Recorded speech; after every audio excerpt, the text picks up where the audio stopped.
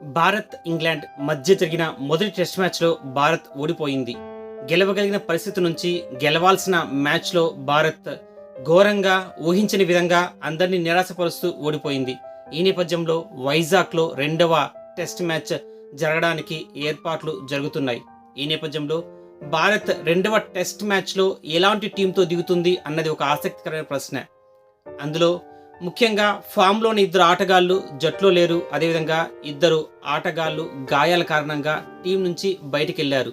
ఈ నేపథ్యంలో నలుగురు కొత్త ఆటగాళ్లతో భారత్ బరిలోకి దిగబోతుంది. ఈ నలుగురు ఆటగాళ్లు ఎవరు అన్నది ఒక ప్రశ్న అయితే, ఒక డిస్కషన్ అయితే, అంతకన్నా గొప్పగా వేరే ఒకటి డిస్కషన్ జరుగుతోంది. అదేంటంటే భారత్ నలుగురు స్పిన్నర్లతో ఈ మ్యాచ్‌లో ఆడబోతోందా అన్నది ఇప్పుడు అతిపెద్ద ప్రశ్న. వాస్తవానికి భారత్ నలుగురు స్పిన్నర్లతో ఆడొచ్చు. కానీ గతంలో భారత్ నలుగురు స్పిన్నర్లతో ఎప్పుడైనా ఆడిందా? అసలు నలుగురు స్పిన్నర్లతో ఆడాల్సిన అవసరం ఉందా? కేవలం ఒకే ఒక్క ఫేస్ బౌలర్‌తో భారత్ 5 రోజుల మ్యాచ్‌ని నెట్టుకు రాగలుగుతుందా అన్నదే ఇప్పుడు ప్రశ్న. నిజానికి మొదటి మ్యాచ్ ప్రారంభానికి ముందే ఇంగ్లాండ్ తను ఈ టెస్టులో ముగ్గురు స్పిన్నర్లతో బరిలోకి దిగుతానని ప్రకటించింది. అప్పుడు యావత్ క్రికెట్ అభిమానులు అవాక్కయ్యారు, ఆశ్చర్యపోయారు. ఇంగ్లాండ్ ఏంటి ముగ్గురు స్పిన్నర్లతో బరిలోకి దిగడం ఏంటి అంటూ ఆలోచించారు. ఎందుకంటే ఇంగ్లాండ్, ఆస్ట్రేలియా లాంటి జట్లు ఎప్పుడు స్పిన్నర్లకి తక్కువ ప్రాధాన్యత ఇస్తాయి, ఫేస్ బౌలింగ్కి ఎక్కువ ప్రాధాన్యత ఇస్తాయి. వాళ్ళు ఎప్పుడు ఫేస్ బౌలింగ్తోనే అటాక్ చేస్తారు.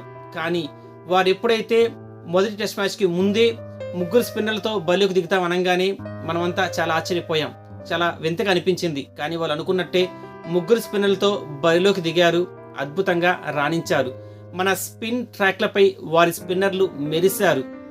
మన స్పిన్ ట్రాక్ పై వారి బ్యాట్స్మెన్స్ అద్భుతంగా ఆడారు.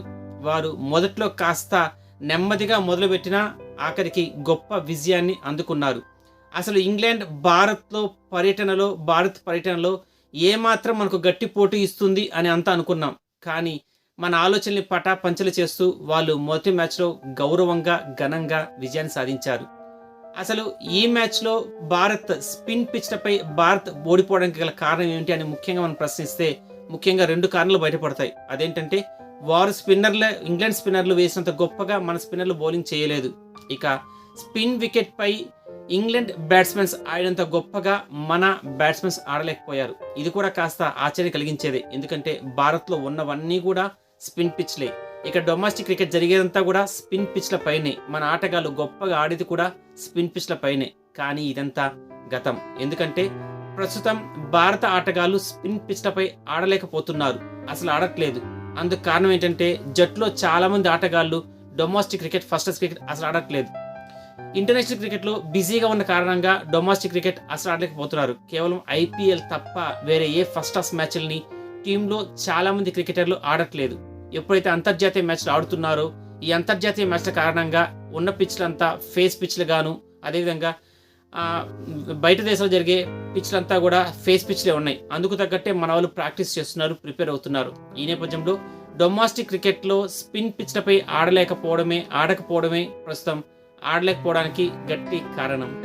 మన బ్యాట్స్మెన్స్ అప్పుడప్పుడు అంతర్జాతీయ క్రికెట్కి కాస్త దూరంగా జరిగి అక్కడ కొత్త వారికి అవకాశం ఇస్తూ డొమెస్టిక్ క్రికెట్లో, ఫస్ట్ క్లాస్ క్రికెట్లో ఆడగలిగితే మన వాళ్ళు మళ్ళీ స్పిన్లో తిరిగి పుంజుకుంటారు. ఎందుకంటే మన బలమే స్పిన్ బౌలింగ్, మన బలమే స్పిన్ పిచ్లపై బ్యాటింగ్ చేయగల సామర్థ్యం. ఇప్పుడు మనం అదే పోగొట్టుకున్నాం. ఇక ఈ విషయాన్నంతా పక్కన పెడితే భారత్ ఇప్పుడు నలుగురు స్పిన్నర్లతో బరిలోకి దిగుతుందా అన్నది ఒక ప్రశ్న. నిజానికి ఇంగ్లాండ్ జట్టు మేనేజ్మెంట్, ఇంగ్లాండ్ జట్టు కోచ్ ఇప్పటికే ప్రకటించాడు తాను అవసరమైతే 5 స్పిన్నర్లతో కూడా బరిలోకి దిగుతామని. ఇది కాస్త భారత్ని తప్పుదారి పట్టించే విషయమే కావచ్చేమో, లేక వారు 5 మంది స్పిన్నర్లతో బరిలోకి దిగచ్చేమో. ఇదంతా పక్కన పెడితే భారత్ ఇప్పుడు 4 స్పిన్నర్లతో బరిలోకి దిగడానికి సిద్ధం కాబోతోంది. మనం మొదటి టెస్ట్ మ్యాచ్ కానీ గమనిస్తే మొదటి టెస్ట్ మ్యాచ్లో మనం ఇద్దరు ఫేస్ బౌలర్తో బరిలోకి దిగాం, బుమ్రా, సిరాజ్.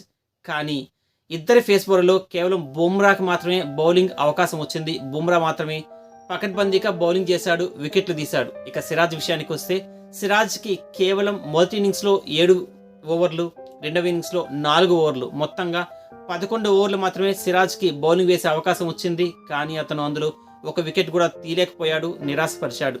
ఈ నేపథ్యంలో సిరాజ్ని బౌలింగ్ వేయకుండా కేవలం 11 ఓవర్లు మాత్రమే బౌలింగ్ వేయించి జట్టులో అతనికి స్థానాన్ని ఇవ్వడం ఎందుకు?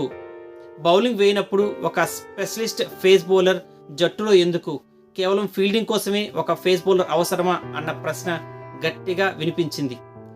మాజీ బ్యాట్స్మెన్, మాజీ క్రికెట్ ఆటగాడు పార్థివ్ పటేల్ కూడా దీనిపై తీవ్రంగా స్పందించాడు. సిరాజ్తో ఓవర్లు వేయించినప్పుడు సిరాజ్ని పక్కన పెట్టి మరో స్పిన్నర్ని కానీ లేక మరో బ్యాట్స్మెన్ కానీ తీసుకుని ఉండవచ్చు కదా అంటూ ప్రశ్నించాడు. కేవలం పార్థివ్ పటేల్ కాదు, అనేక మంది భారత మాజీలు కూడా ఇదే అభిప్రాయాన్ని వ్యక్తపరిచారు. ఈ నేపథ్యంలో సెకండ్ టెస్ట్ మ్యాచ్లో రెండవ బౌలర్గా సిరాజ్ని తీసుకుంటారా లేక సిరాజ్ని పక్కన పెట్టి ఆ ప్లేస్లో మరో కొత్త స్పిన్నర్ని తీసుకుంటారా అన్నది ఇప్పుడు ఆసక్తికరమైన విషయం. నిజానికి ఇప్పటికిప్పుడు వాస్తవంగా గ్రహిస్తే సిరాజ్ జట్టులో అవసరం లేదు. ఒకవేళ రెండవ ఫేస్ బౌలర్ కూడా జట్టుకు అవసరం అయితే అప్పుడు మళ్ళీ మనం ఇబ్బంది పడాల్సి వస్తుంది.